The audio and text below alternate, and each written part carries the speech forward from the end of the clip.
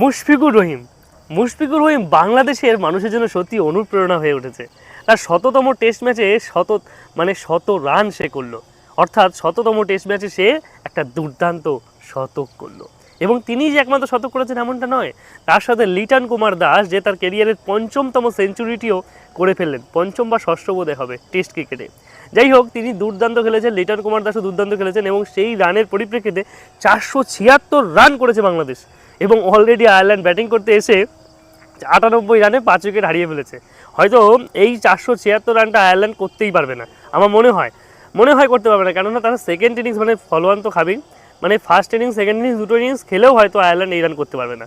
এবং মুশফিকুর রহিম বাংলাদেশের জন্য যে কৃতিত্ব করে দেখিয়েছে, 100তম টেস্ট খেলেছে এবং সেটা কিন্তু তাদের দেশের জন্য বিরল, এবং সেটা সে করে দেখিয়েছে। আপনাদের কি মনে হয়, মুশফিকুর রহিম কি 100তম টেস্টের পরে আরও কিছু টেস্ট খেলবে, এবং তার পরিবর্তে বা তারপরে লিটন কুমার দাস বা নাজমুল শান্ত বা সাদমানরা তারা কি পরবর্তীকালে 100টি টেস্ট খেলতে পারবে? আপনাদের কি মনে হয়?